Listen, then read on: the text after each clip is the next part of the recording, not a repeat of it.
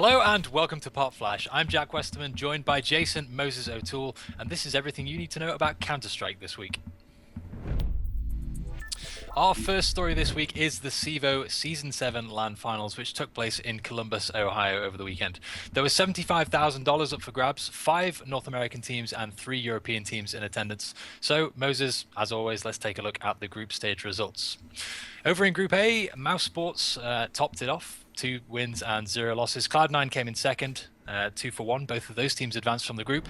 And the first question I have for you, Jason, is around Mousesports. So, they topped the group, they beat Liquid 2-0, they beat Cloud9 2-0. However, they have this reputation for being a little bit inconsistent. Their results earlier this year were pretty strong in the spring.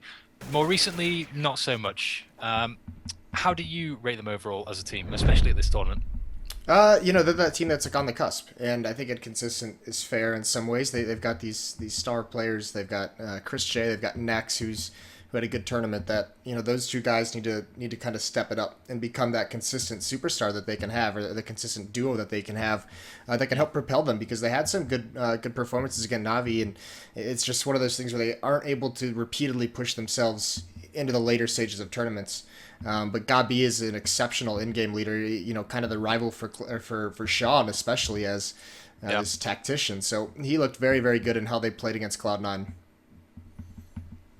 Okay, and if we jump over to Group B while we have the graphic on screen again. So there are a couple of things I want to bring out of Group B. We'll come back to Virtus.pro and Na'Vi, but Luminosity. So down at the bottom of Group B, Luminosity have gone 0 wins, 2 losses.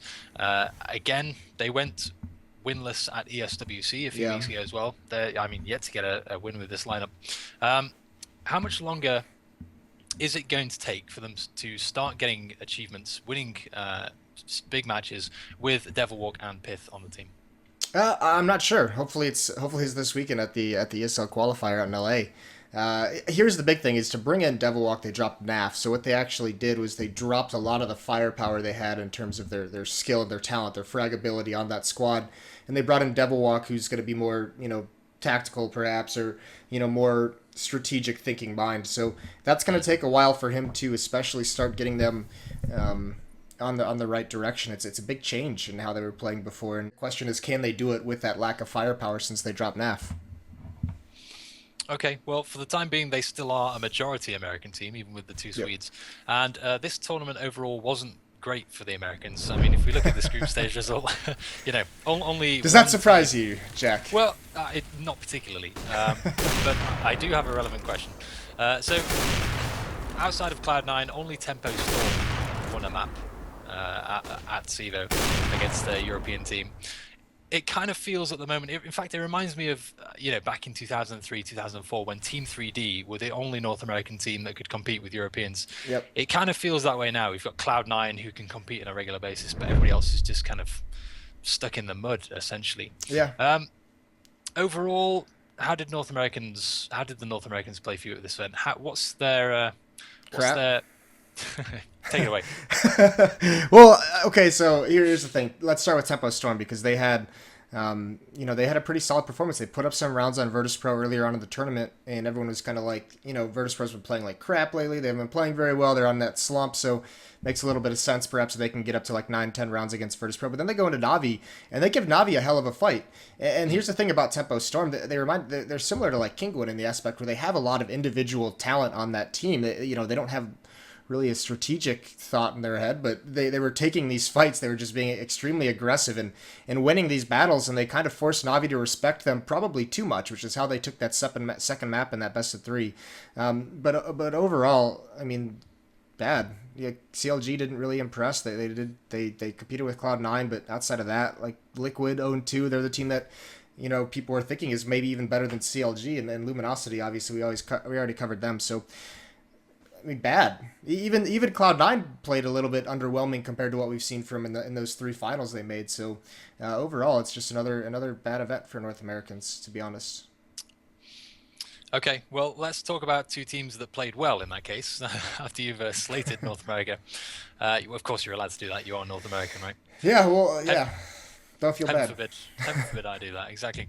So, two teams, as we move over and look at the bracket stage now, so the top four teams that went through to the elimination stage, two teams that played well, of course, were Virtus.pro and Na'Vi, who made it all the way through to the grand finals, which Virtus.pro won 3-1. Now, Virtus.pro in the group stage and in the bracket stage kind of were slipping into Virtus Plow mode a little bit, right? They were Yeah. beating everybody, some very significant wins over some of the teams in there. Is it safe to say they're out of their slump now, or have they got a little bit further to go? Was this an easy win at a slightly less competitive tournament? No, I mean it's not easy. Anytime you go up against Cloud9 or not Navi, to make your way to the finals. I mean, they beat Navi 3-1. That's really impressive. But those aren't easy matches. The cool thing was to see for the first time in some time that Plow kind of starting to warm up, and it couldn't come at a better time with the major. In what 3 weeks or so, three to 4 weeks.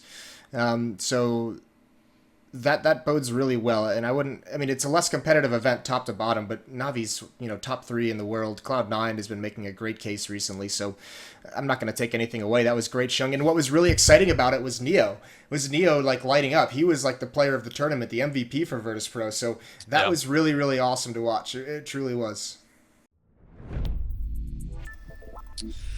Our second story this week was the European qualifier for the ESL Cologne major, which is coming up in a few weeks' time.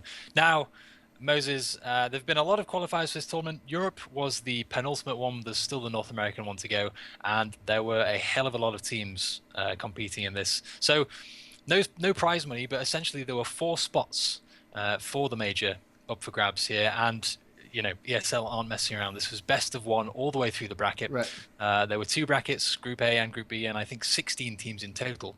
So if we have a look at Group A, or one half of the elimination bracket, if you like, Yep. the 2 teams that have gone through here are Kinguin and Flipside Tactics. Some people will look at this bracket and say, well, Dignitas are a good team, Property have played well in the past. There's a lot of other teams here that could have made it to the major, but might have been hurt because this was a best of 1 format. Would you agree with that? Do you think the best teams won here? And I guess, how do you feel about best of 1 for a tournament of this scale? I don't mind the best of 1 in this. I mean, obviously, best of 3 is the better structure, but the amount of teams they had here to go through over 2 days, and it's not like this was just best of 1 and you're out. It was a double elimination bracket, but just for the qualifier as well, like that's fine with me. And here's the thing, Dignitas, that's a team that I personally wanted to see in the major because they've had some good results, but they lost to Kinguin, like not even close. They got beat up 16-8, and then they lost to Flipside, who just lost their best player, a week ago, and just brought in a stand-in for the event. And that's a team that without Simple on their roster, they were like 2-20 in Pro League last season. Like, Dignitas only has themselves to blame, best of 1 or not, for not qualifying over Flipside. That's a matchup that they should have won. So props to Flipside that they take it, and I mean, just a little unfortunate for Dignitas, but what are you gonna do? Well, exactly. Well put. And if we jump over to the other half of the bracket, so I guess you'd call this Group B. So the 2 teams that qualified here on this side were eBettle and Titan. And again, there are a couple of notable teams that didn't make the cut, like LGB and Hellraisers. But I guess the biggest story is that Titan did make it after that big French roster change we talked about last week. I know you were looking forward to seeing how they played. Did they live up to expectations for you? I think it's really interesting that eBettle beat them for that first spot, beat him in a massive overtime matchup. That was really cool. Seen some of the highlights of that. But just looking at the bracket, I mean, they crushed everyone except for that one match, really. I mean, they were pretty dominant. So that's cool to see. That's still early on, and that wasn't like a massive amount of competition at this event. So moving forward, I mean, they're going to have a lot of work to do before the major, obviously. The big story out of this for me is eBettle. Like, how's Valve going to feel about a team, an organization whose title sponsor is a betting website? Like, Right. Take all the gameplay away. That's kind of, I'm interested to see how that's going to play out. But those 2 teams going on, LGB just not up to it quite yet. Hellraisers, never really felt that confident about them doing anything crazy. So just happy that Titan's there, to be completely honest with you. The list of teams that are qualified for the major later this month, or later next month, I should say, there's a hell of a selection here now, and this is looking like a really, really strong field. We've got the likes of Fnatic, Virtus Pro, Na'Vi. We've got the two Australian teams. Everybody's mixed in here, right? Yeah, I think it looks really cool. Yeah, I mean, well, how's the event overall shaping up for you so far? It's a major, and I'm just pumped. I mean, it's going to be in a cool. When I was in Cologne for Pro League finals, I walked up to the stadium it was in. The venue looks great. There's supposed to be like 12 to 15,000 people there.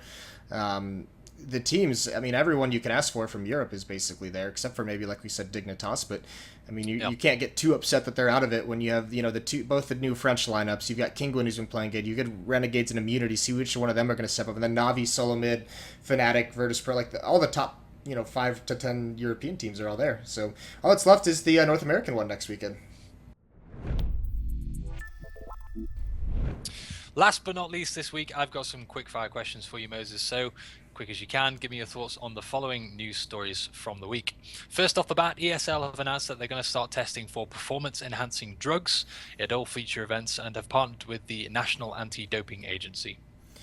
Yeah, pretty cool. I mean, it was just kind of a matter of time before something like this happened, and with that recent explosion of attention, it's no surprise. They still have yet to release a lot of details on everything pertaining to it. So we'll just have to wait and see what happens there. But it is going to be at the major. It is going to be at ESL One Cologne. So it's coming up soon. And last topic for you this week, Jason. Nihilum have announced that they've parted way with their CSGO team and have no future team planned. Yeah, that's a little bit unfortunate for them once again, and especially Hiko once again still got to find a way back onto a squad. So we'll see how that pans out for him. I don't know if they're sticking together. Sanks rang with CLG at CEVO, but with the ESL qualifier, they're scheduled to go there. Those tickets are paid for by ESL, not by the org, so they're still attending as far as I know. And if Sanks has to go back and play with them, it's kind of just interesting to see where that happens. All right, and that's it for this week. I'm Jason O'Toole, joined by Jack Westerman. And we'll be back next Wednesday with another episode of PopFlash.